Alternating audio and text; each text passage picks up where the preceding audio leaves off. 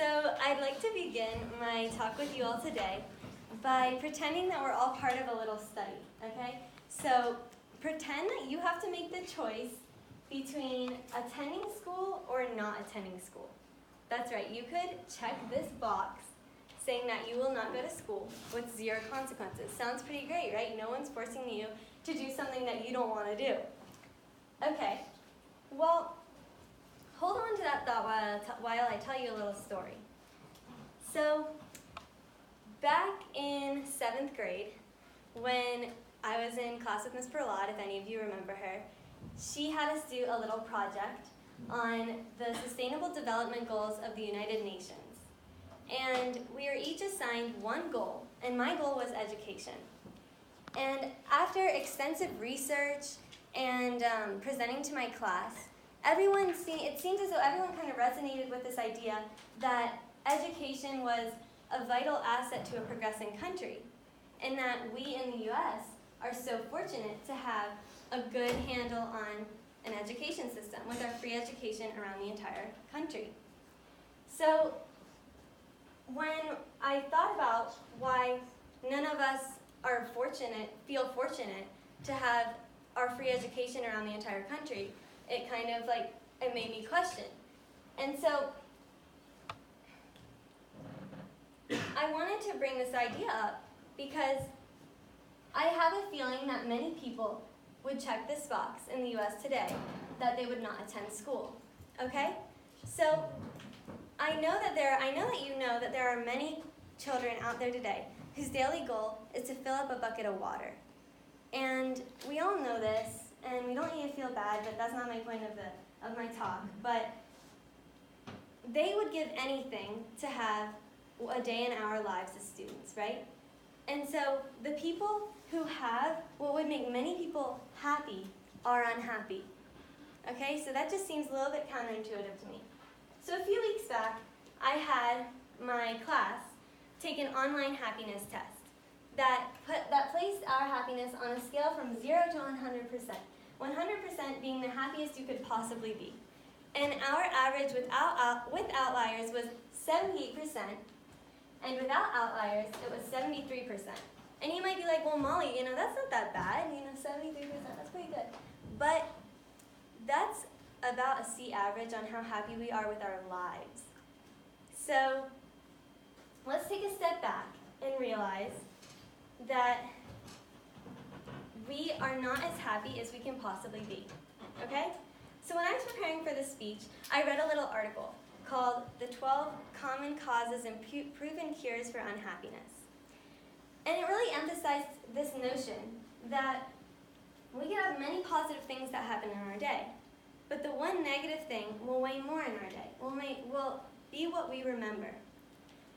And so I kind of questioned this. I was like, why is that the fact? That's so true. Why is that the case? And it's because it's easier. Okay, let me explain to you what I mean. For example, a teacher could have a classroom full of students, of excited and engaged students who are ready to learn and all interested in what the teacher is teaching. And then there's one bored student. Well, guess what? That one bored student is going to bother the teacher, right? Let me give you another example. I want you to pretend that you and your family are taking a trip to New York City, okay? And you get home, and you are really excited to tell your friend about your crazy trip. So you say, well, we decided to fly instead of drive. Well, that was a bad decision. Our flight got canceled because there were storms up north. So we're running from one terminal to the other. And as you know in Dulles, that's quite the hike, right? So we finally hear that there is one more flight taking off in 20 minutes. And the lady at the front desk ensures us that she thinks we can make it if we run. So halfway through our little marathon, my little sister decides she has had enough and she is not going to run any longer.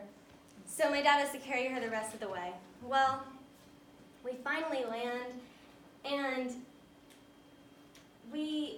it's pouring outside, and we get completely drenched trying to catch a cab in rush hour in New York City. It was a crazy trip. So that sounds story to me. I mean, I feel as though I could tell my friend that story any day. But did you notice anything about that story? How about the fact that we didn't hear one positive thing in that story? If you listened closely, we didn't even hear if they caught the flight. Now, we could probably infer that for ourselves, but nonetheless, our narrator didn't choose to tell us that they did catch the flight. They didn't choose to tell us the positive thing that happened.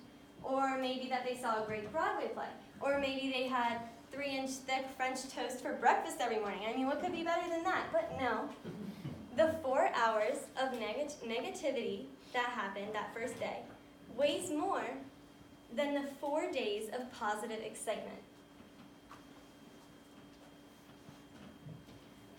So, I want you to think of your favorite class, okay? I want you to think maybe your favorite teacher or a class you've had in the past. You got your test back today, and you got a great grade. Okay, great job, good for you, you deserve that. Now I want you to think of your least favorite class, that class you just cannot stand.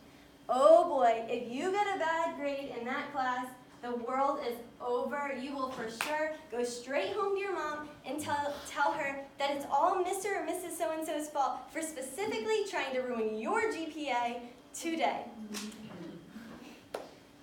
You will not tell your mom that you got another great grade in the class that you thrive in, and then tell her the bad news, because you focus on the negative.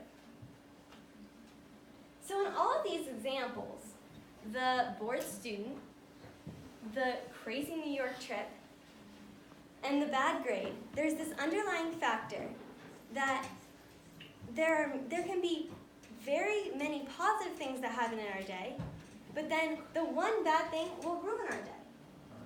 And it's very upsetting because someone can compliment you, right?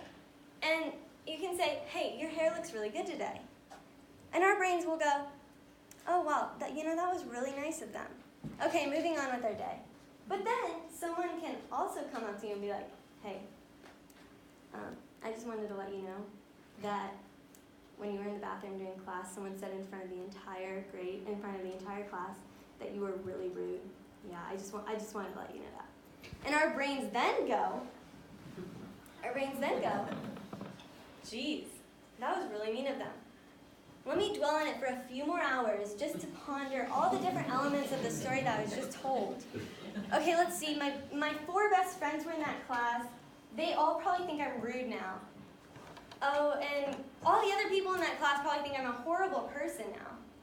Our brains do not go, wow, that was mean of them. Okay, moving on with our day. You see how our brains funnel our attention to the negative? No, nobody thinks you're rude now. People don't wait around for someone to let them know if someone's rude or not. They make that decision themselves. So there's constantly this underlying factor that the negative weighs more than the positive in our lives. We are creatures who are susceptible to the negative.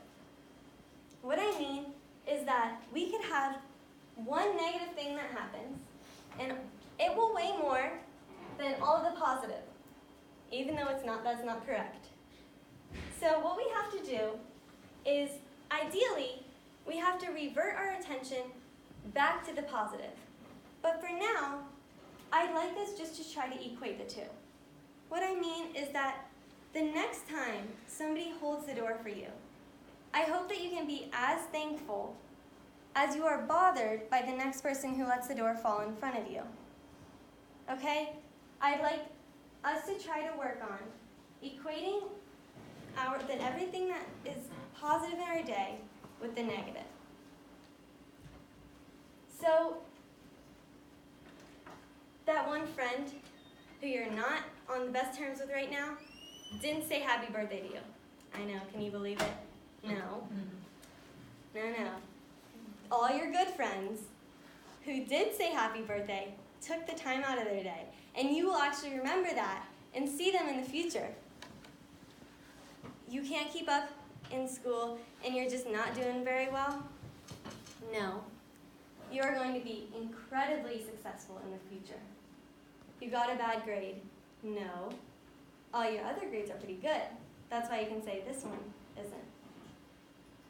How about you just aren't thriving and you just cannot keep up with your workload? Well, that's okay. How about instead, just be patient, try your best. You have the opportunity that many do not. Thank you.